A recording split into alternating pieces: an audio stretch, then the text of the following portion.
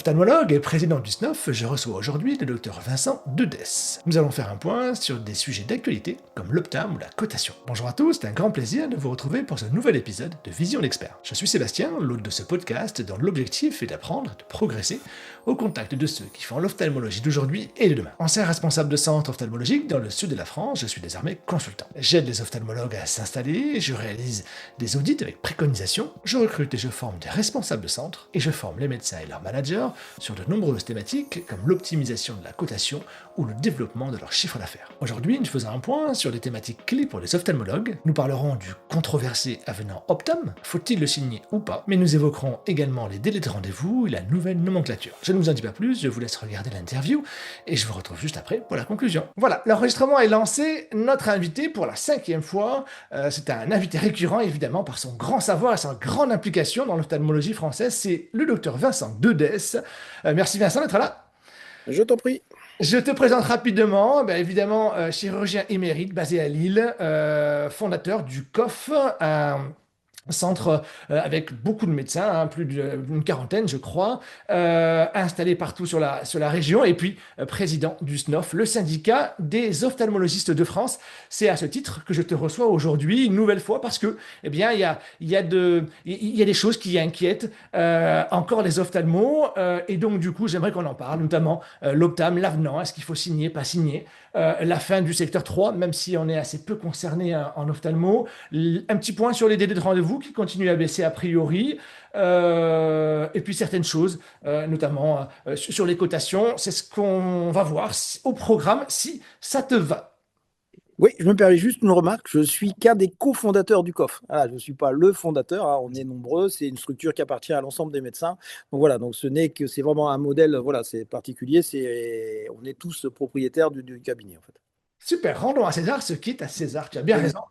Alors, on va le voir, il y aura peut-être des redondances avec le podcast, le super podcast que tu as fait avec Camille et Maxime, Ophthalmo, que j'invite tout le monde à aller voir. Mais j'aime bien, moi, la visio parce que je trouve ça humain. Et en plus, j'ai appris sur Ophthalmo que tu étais élurophile. Je sais pas si c'est ce que c'est que tu aimes les chats, parce que j'ai compris que tu étais Je ne savais pas. un ami des chats, tout comme moi. Bref, c'est un détail.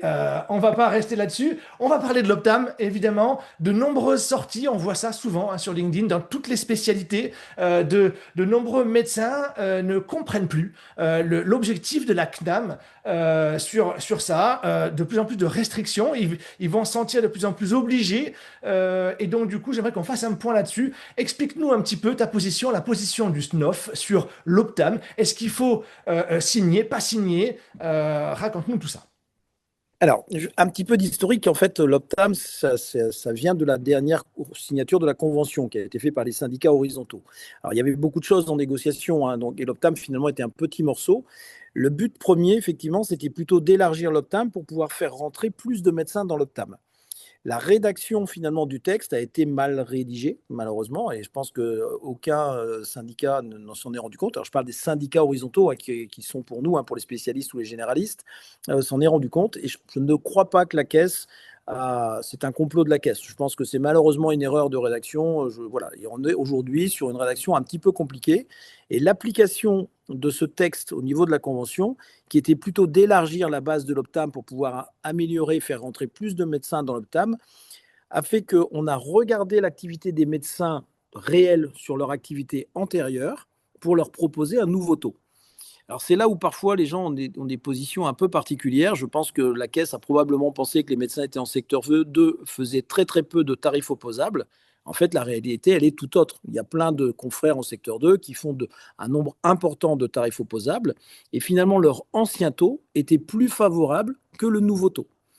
Ce qui est encore plus vrai pour ceux qui étaient, entre guillemets, vertueux, c'est-à-dire qu'ils avaient des pratiques avec très peu de dépassements.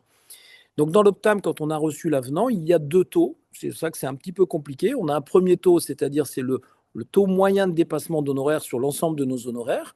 Donc voilà, donc plus il va être élevé, plus on va demander des dépassements ou des compléments d'honoraires. Parce que je préfère le terme de complément d'honoraires. Un dépassement fait croire que c'est une erreur. Non, c'est des compléments qui sont tout à fait justifiés. Et le deuxième taux, c'est le pourcentage de patients qu'on va voir au tarif opposable. Donc celui-là, plus va être élevé finalement, plus vous devrez voir de patients au tarif opposable.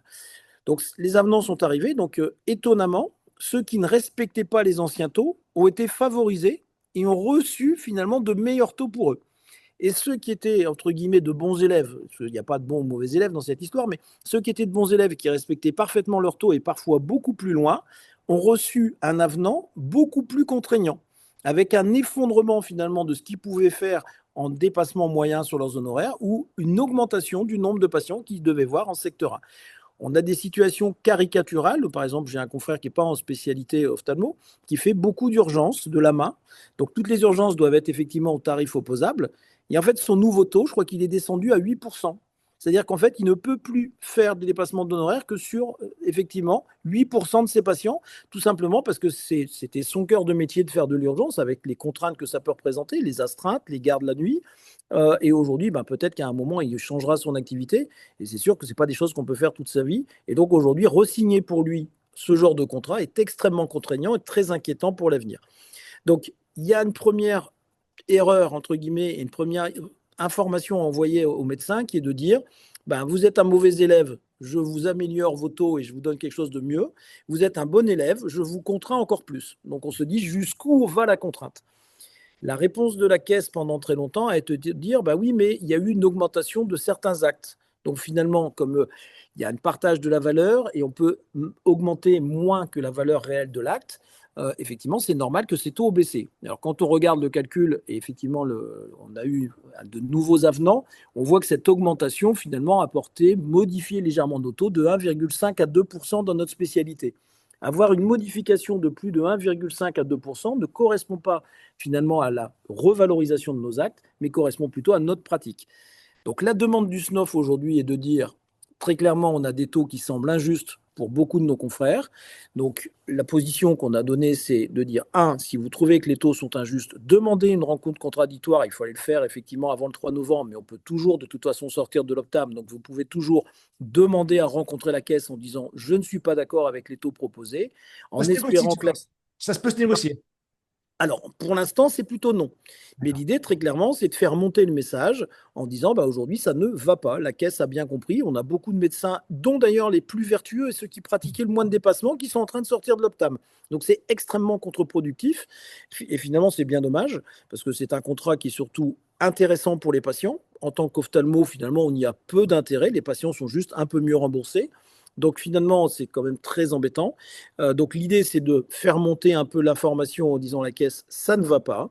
Et il y a probablement une porte de sortie possible, puisqu'en fait, on a des confrères qui font de l'imagerie, qui ont une baisse effectivement de leur cotation. Je ne sais pas comment ils vont recalculer les avenants, parce qu'à chaque fois que finalement l'acte baisse, ben, l'avenant doit être recalculé. C'est ce qui s'est passé au 1er juillet. C'est pour ça qu'on a eu de nouveau 6 mois pour calculer. Et je pense qu'aujourd'hui, il serait peut-être temps d'avoir un moratoire ou de proposer aux médecins qui respectaient leur taux de garder leur ancien taux, soit effectivement de se positionner au taux régional. Moi, je pense que c'est la demande qui doit être faite et qui est portée par beaucoup de syndicats horizontaux qui sont représentatifs, ce qui serait plus intelligent et qui permettrait à la caisse d'amener plus de médecins dans le secteur de Optam sans aller vers cette espèce de piège de baisse progressive et d'enfermement finalement de nos honoraires qui va nous imposer à sortir de l'Optam et de passer en secteur 2, on va dire non-optam, ce qui va pénaliser les patients, ce qui fera essentiellement plaisir finalement aux complémentaires. Parce que les grands gagnants de ce genre de choses, c'est les complémentaires, puisqu'elles rembourseront moins, parce que souvent elles remboursent beaucoup moins quand vous n'êtes pas optam. Et par contre, pour le patient, il y a un reste à charge supplémentaire. Et pour la Sécu, c'est presque un gain financier, puisque, pour te rappeler, la consultation de base d'un secteur 2 non-optam est à 23 euros. La consultation de base pour un médecin secteur 2 optam est à 31,50 €. Donc on voit bien que finalement, ce n'est pas forcément le reste à charge est lié à la pratique du médecin, elle est aussi liée au faible remboursement de la sécurité sociale. C'est ça, donc donc la si on consigne résume. aujourd'hui. Pardon, vas-y. Vas-y. Termine s'il y a besoin. La consigne aujourd'hui, clairement, elle est de dire, pour l'instant, demandez à rencontrer votre caisse, faites part de votre mécontentement, que l'Optam, on est tous attachés à l'accès aux soins, on fait tous attention à ce que les patients puissent avoir accès et qu'on soit à des tarifs raisonnables, on pratique le tact et mesure, il n'y a pas de sujet, l'idée c'est pas de défendre les excès qui sont extrêmement minoritaires, mais à un moment, il faut effectivement que les mutuelles servent à quelque chose et que les médecins puissent garder effectivement une rémunération qui soit compatible avec les investissements, que ce soit en termes de matériel ou effectivement pour payer les collaborateurs avec lesquels on travaille. D'accord. Alors, ça, c'est très clair. Merci, Vincent, là-dessus, d'avoir éclairé ça pour tout le monde. Il y avait une chose également qui était que je suis médecin, je vais dépasser mon contrat. Qu'est-ce qui va se passer? Alors jusqu'à présent, il ne s'est rien passé. Et d'ailleurs, au contraire, vous avez même été plutôt récompensé, puisqu'on vous a proposé un taux qui était plus proche de ce que vous faisiez. Donc finalement, la récompense a été à cela. Donc maintenant, dans l'avenant, ce qui est arrivé, effectivement, ce qui change, c'est que si on sort, si effectivement de ces taux, on pourrait être exclu d'Optam par la caisse. Par contre, la caisse pourrait être en droit de nous réclamer des indus, donc les aides, voire effectivement la différence sur les cotations, ce qui est un peu nouveau. Ouais, Je pense qu'il ne faut pas se faire exclure de l'Optam parce que si on est exclu de l'Optam par la caisse, on ne peut plus revenir dans l'Optam jusqu'à la prochaine convention. d'accord. Par contre, si nous, on sort de l'Optam, on peut re-rentrer à notre D'accord. souhait. Donc, Ok. si vous sentez que vous ne tiendrez pas les taux ou si vous voyez qu'effectivement vous êtes largement au-dessus, il faut être actif, il faut que vous sortiez vous-même de l'Optam plutôt que de vous faire exclure. Donc, comme toujours, alors après, bon, on donnera les informations par l'intermédiaire de la ROF pour le SNOF, mais si effectivement la caisse commence à venir vous chercher sérieusement, il faut être actif, il ne faut pas laisser ça sous le tapis, il faut que vous sortiez de vous-même de l'Optam plutôt que d'être exclu de l'Optam. C'est ça, a priori, en plus, ça prend un certain délai, hein. Je crois que c'est 3 4 mois, hein, de délai. Donc pendant ce temps-là, quel tarif on fait? C'est un peu opaque. Et c'est un peu étonnant d'ailleurs, parce que si j'étais patron de la CNAM, mon objectif, si c'est le cas de faire rentrer un maximum de médecins dans l'Optam, je fais un truc extrêmement simple, extrêmement intéressant pour eux. Et puis au fur et à mesure, on va venir renégocier tout doucement. Mais là, on a l'impression qu'il y a vraiment une vraie rupture au niveau de la philosophie. Moi, je pense que c'est une erreur. Je continue de penser que c'est une erreur et pas un complot. Je l'espère. Voilà, je pense sincèrement que c'est tellement devenu compliqué que même les décideurs de la CNAM se sont perdus et qu'aujourd'hui, on est, parce que voilà, pour discuter avec les syndicats qui étaient au moment de la convention, tout le monde était d'accord sur se dire comment on fait pour rendre un Optam plus attractif pour les médecins. Là, c'est exactement l'inverse. Et en plus, on fait sortir les médecins qui étaient effectivement déjà avec des honoraires extrêmement modérés. Donc, ce qui est vraiment pour moi une catastrophe. Et ouais, c'est ça. Très bien, merci. Le PLFSS, le plan de financement de la sécurité sociale, où est-ce que vous en êtes? Alors, comme avec nos amis politiques actuellement, c'est compliqué, c'est variable, c'est mouvant, ça bouge beaucoup. Donc, des périodes un peu comme ça sont toujours dangereuses parce qu'en fait, parfois, on peut sortir des idées du chapeau, chacun a son idée. Donc, on est très attentif, hein, on suit tout ce qui sort sur la filière visuelle ou bien évidemment sur les médecins. Nous avons également nous-mêmes proposé des amendements, donc quelques-uns ont pu passer, de ce genre de choses, donc, sur lesquels on porte. Alors, directement le SNOF ou parfois effectivement par l'intermédiaire des syndicats horizontaux. Donc, par exemple, un truc très simple que tous les syndicats ont porté, hein, c'est, on va probablement parler de cet amendement, de l'interdiction de prise en charge des prescriptions des médecins secteur 3. Donc, on a demandé, effectivement, on propose un amendement de retrait, parce que ça, c'est des choses qui ne nous plaisent pas. L'article 24 qui nous pose également un gros problème, puisqu'en fait, c'est ce qui a permis à la Caisse d'assurance maladie, de manière unilatérale, de baisser de 300 millions d'euros la cotation sur les actes d'imagerie. Donc l'idée de cet amendement, c'est de pouvoir réaliser la même chose quasiment sur l'ensemble des spécialités.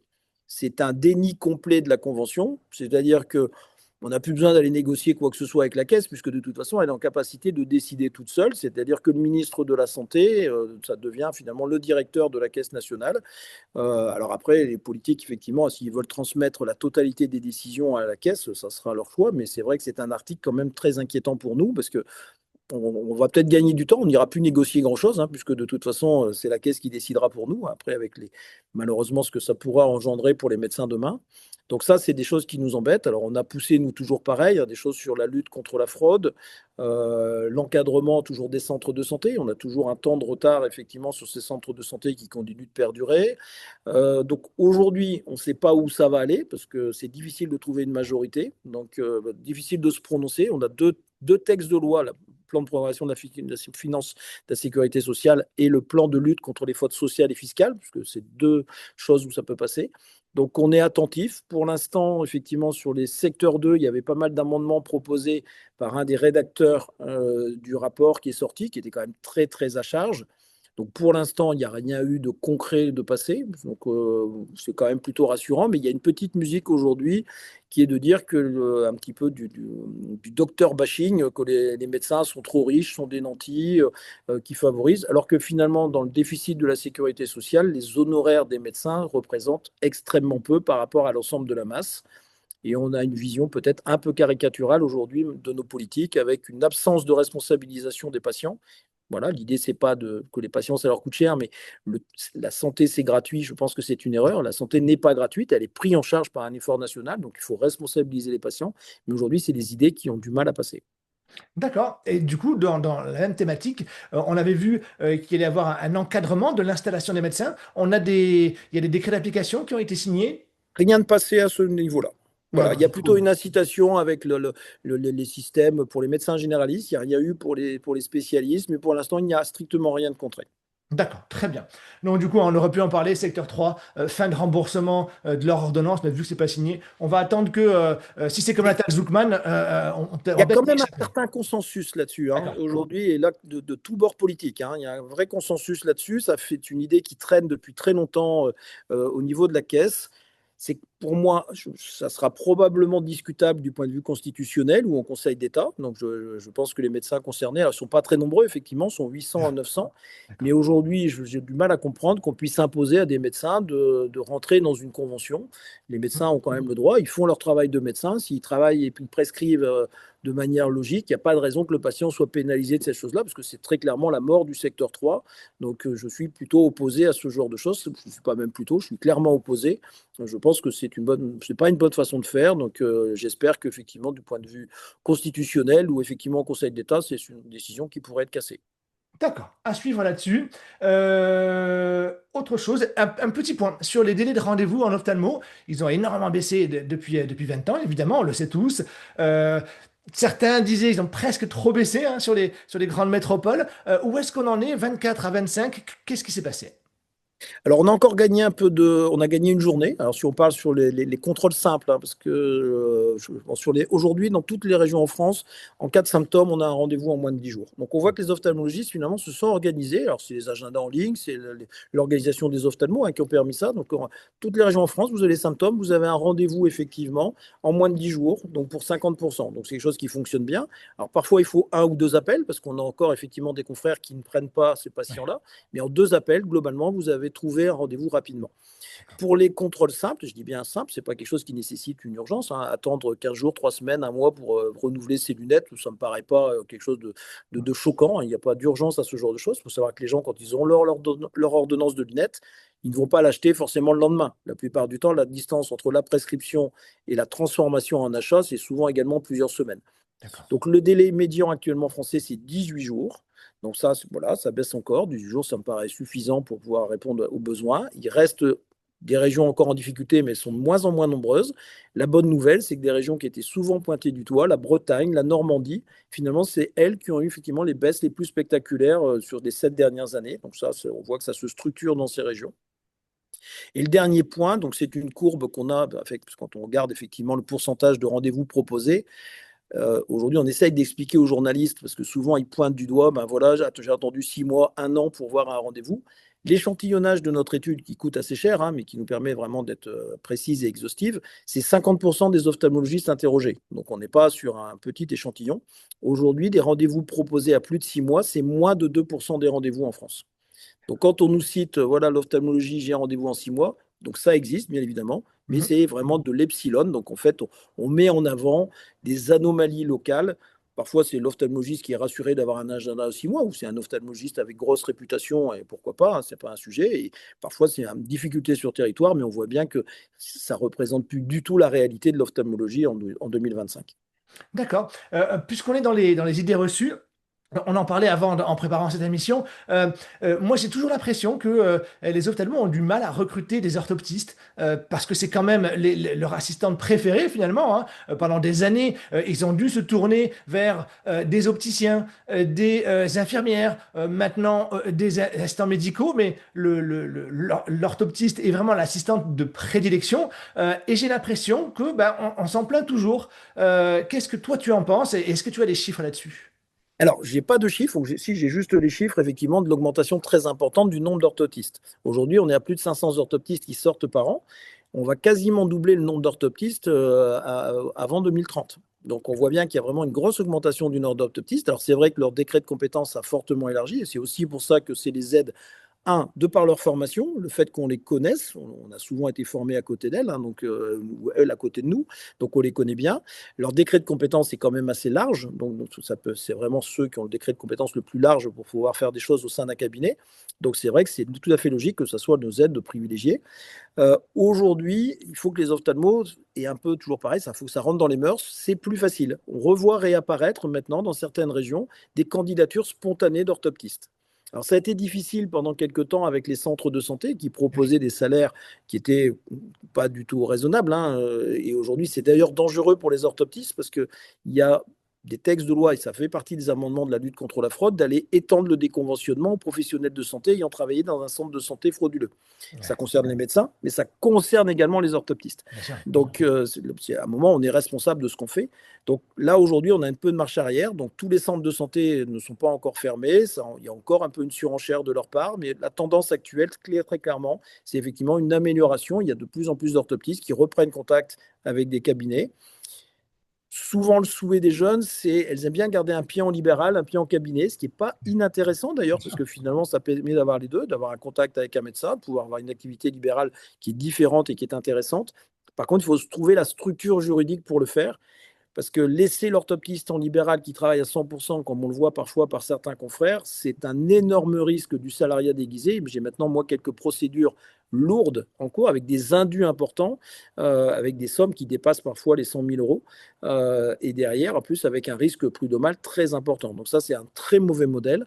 Par contre, l'orthoptiste. Et en plus, j'en profite pour intervenir là-dessus. Et en plus, c'est pas intéressant pour l'orthoptiste. C'est-à-dire que souvent, moi, quand je conseille un centre, je leur dis c'est super le libéral parce que du coup, vous déléguez complètement le côté orthopsie à des professionnels. Par contre, elles doivent travailler maximum 2, 3 jours pour vous. Et à côté, elles ont leur activité de libéral en orthopsie avec que ce soit des champs visuels ou des bilans, etc., etc.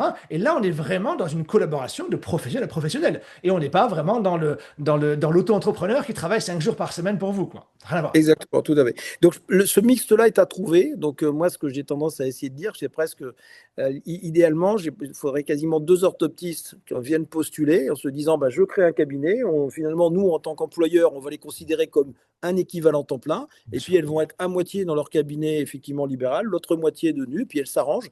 Je pense que c'est peut-être une solution assez moderne pour pouvoir, à ces jeunes, garder une activité libérales qui, pour leur propre liberté, avoir une sécurité effectivement sur le salariat, parce que c'est vrai que ça a aussi un intérêt d'être salarié, hein. Tu sais très bien que les charges libérales sont quand même pas forcément simples, hein. Pour rappeler, le Covid, les salariés étaient extrêmement protégés, hein. Les gens qui étaient libérales se sont retrouvés dans une situation très compliquée.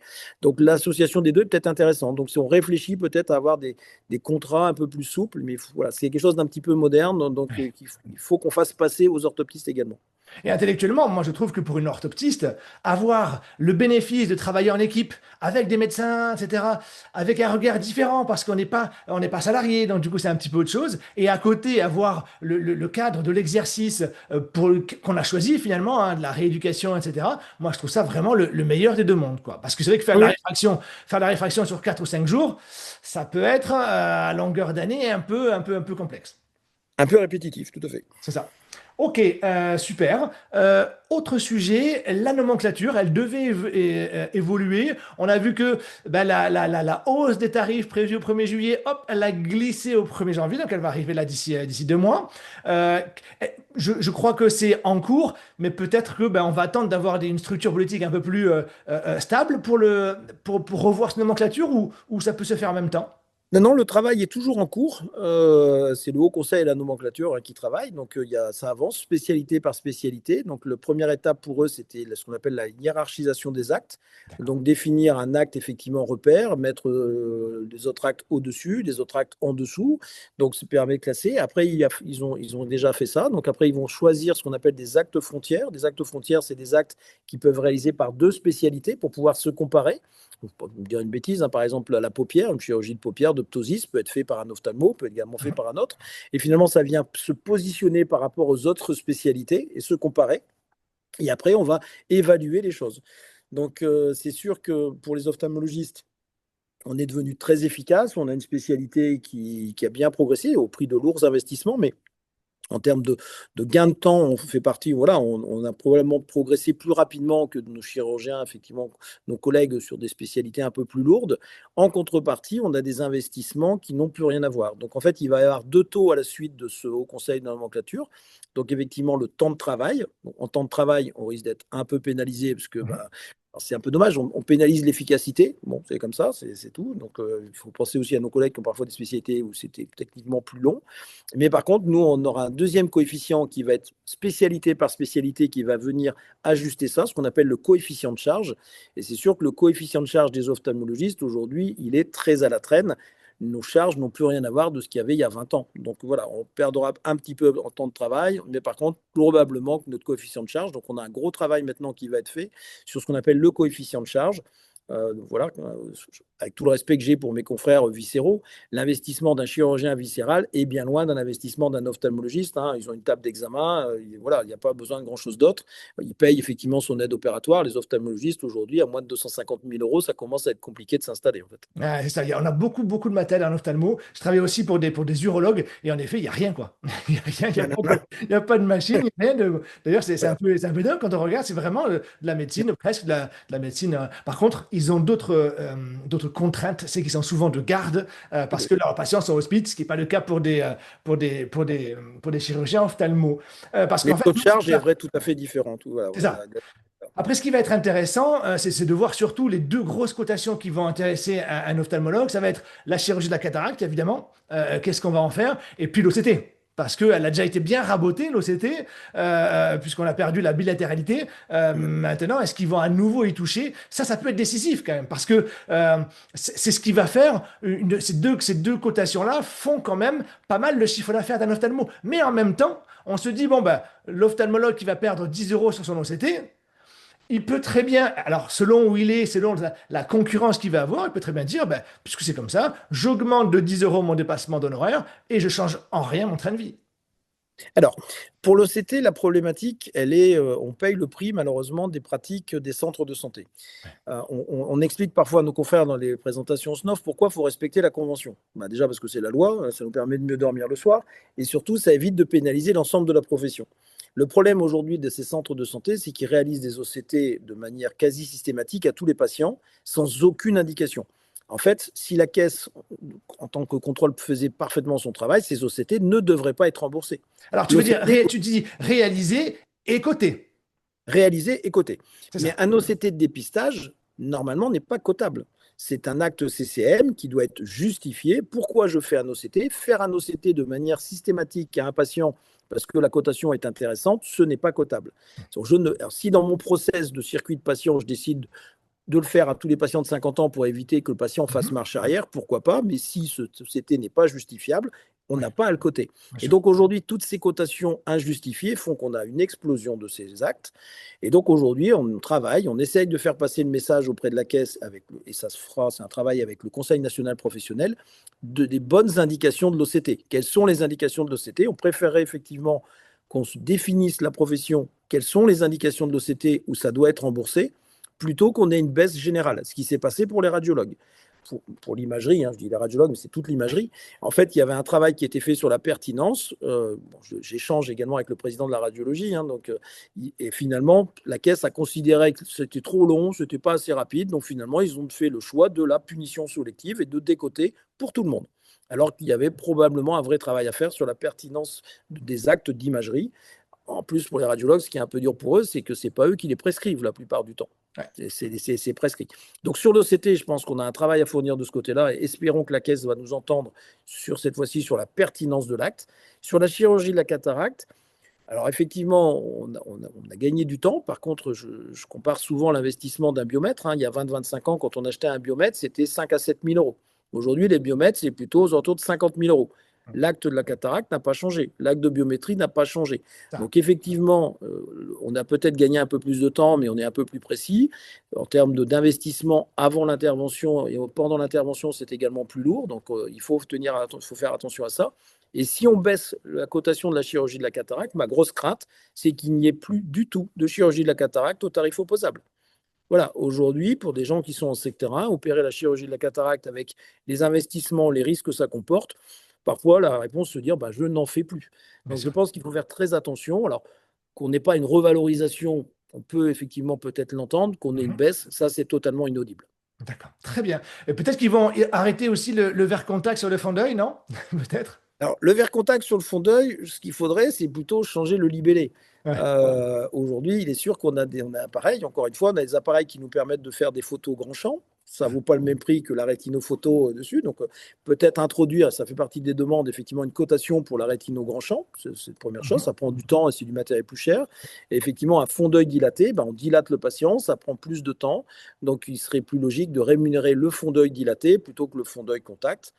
Après, de la position du SNOF pour beaucoup de choses, c'est de sur ces petits actes, c'est plutôt de dire on devrait, comme nos amis cardiologues, avoir finalement une consultation technique en ophtalmo avec une valeur supérieure C'est et ça. en finalement qui engloberait un petit peu la pachymétrie, les flux lacrymaux, le fond d'œil contact. Voilà, aujourd'hui, ça serait plus simple pour tout le monde. On aurait une consultation technique. Voilà, après, on peut discuter 40, 45 euros. Ça. Un, ça aiderait les secteurs 1 et ça simplifierait les choses pour la caisse. Et on aurait pu ces espèces de cumul de petits actes qui finalement font partie de l'acte de base de n'importe quel patient. Aujourd'hui, ça n'a plus beaucoup de sens. On ne voit pas le patient sans lui faire un minimum d'examen. C'est ça, parce que c'est vrai que moi, c'est un peu la base de mon job de consultant, d'aider les ophtalmos à créer une grille de cotation, etc. Mais en même temps, on le voit, on leur dit, ben, vous allez pouvoir faire fond d'œil plus rétino, mais attention, faut pas faire toujours le même, parce que sinon, ben voilà, donc il faudra faire fond d'œil plus pachymétrie, mais attention, c'est qu'une seule fois.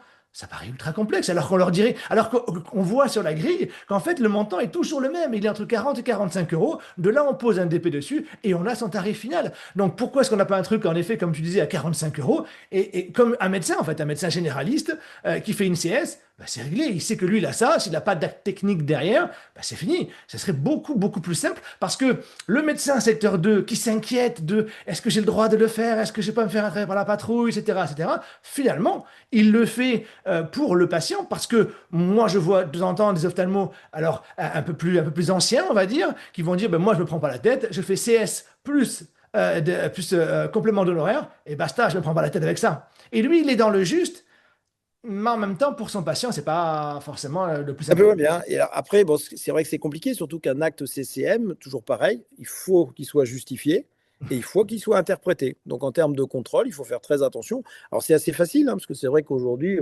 voir un patient, si on n'a pas l'épaisseur de la cornée, si on n'a pas le tonus, ça n'a pas de sens. Donc voilà, donc tous ces actes sont faits dans une consultation, avec ça correspond aux investissements. Donc l'exemple des cardiologues, en tout cas pour cette espèce de consultation technique, moi, me semble une bonne idée. Alors est-ce qu'on sera écouté, entendu? J'en suis pas sûr. Actuellement, c'est compliqué de faire passer des messages, très clairement.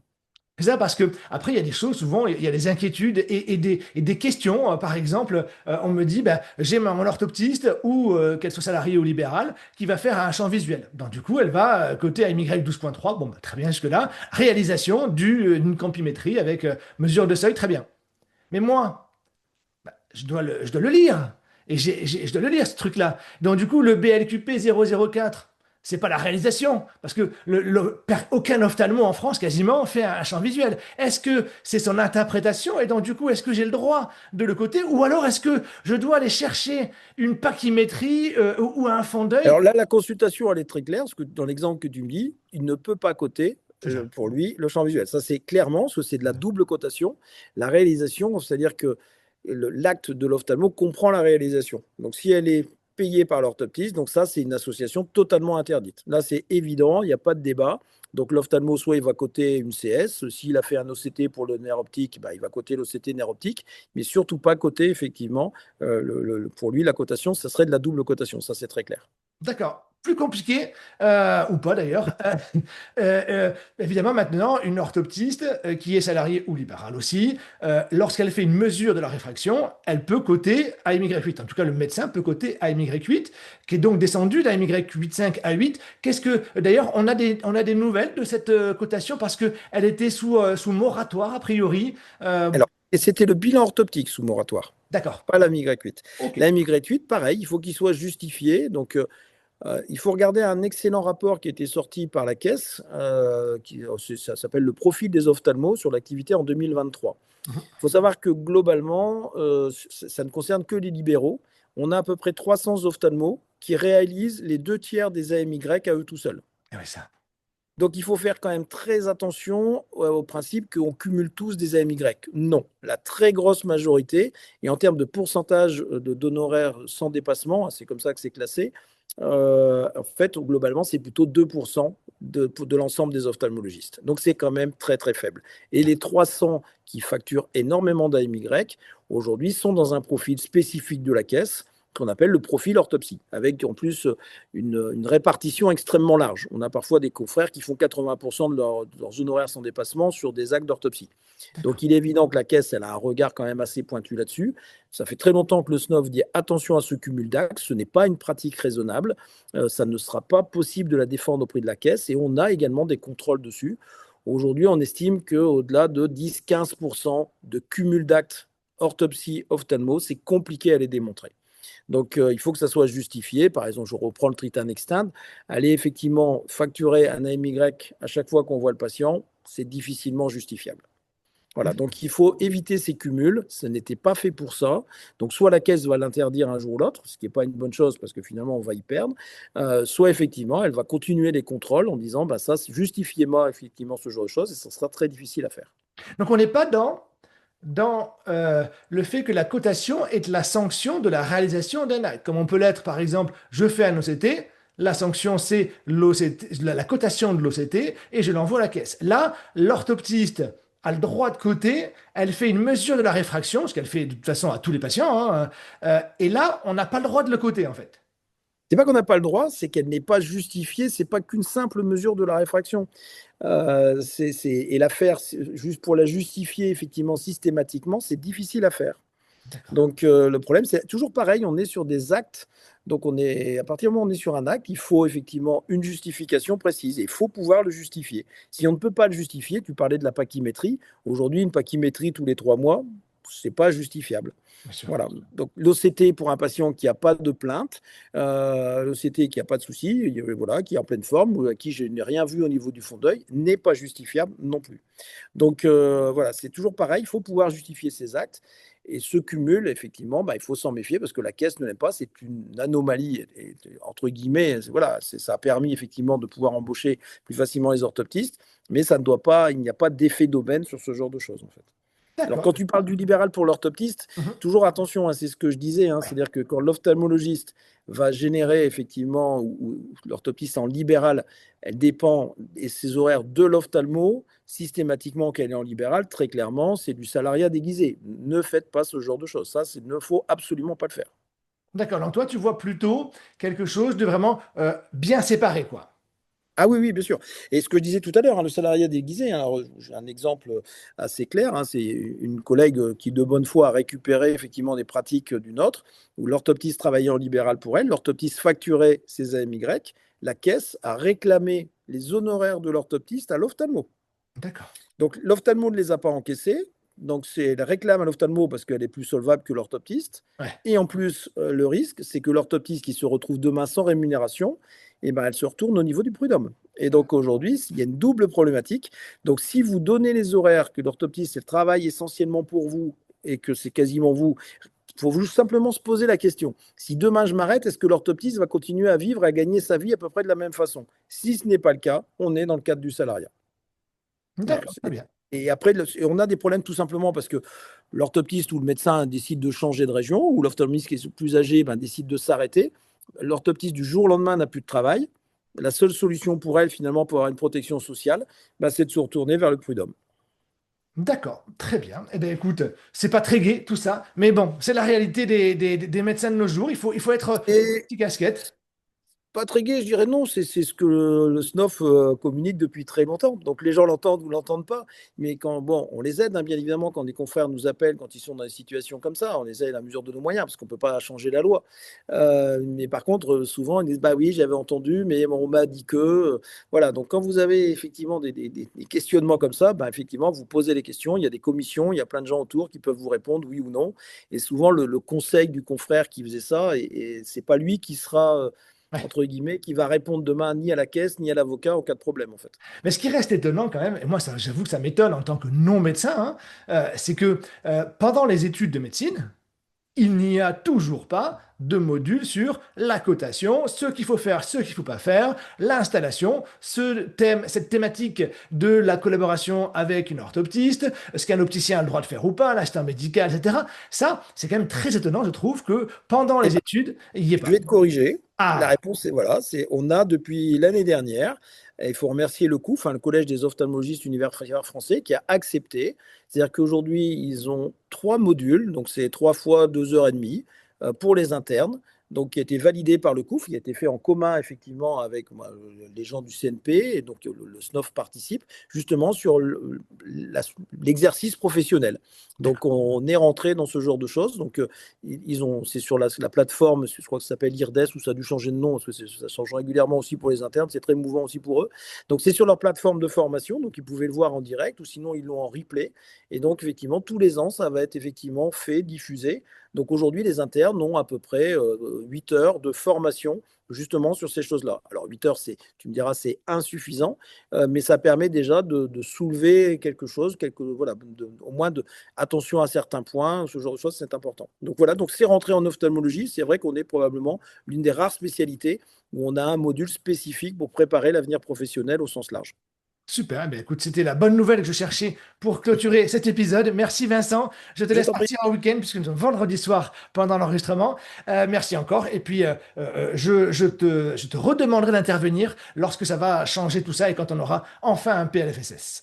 Avec plaisir. À Bonne bientôt journée. Vincent. Salut. Voilà, je vous retrouve pour la conclusion de cet épisode de Vision d'expert. J'espère qu'il vous a plu, que vous avez appris des choses. Beaucoup de thématiques importantes ont été abordées. Vincent nous a donné très clairement le point de vue du syndicat. Il reviendra comme cela régulièrement lorsque l'actualité le nécessitera. Merci d'avoir regardé ce numéro jusqu'au bout. N'hésitez pas à liker et partager. Je vous souhaite une belle journée et je vous dis à très vite pour un nouvel épisode.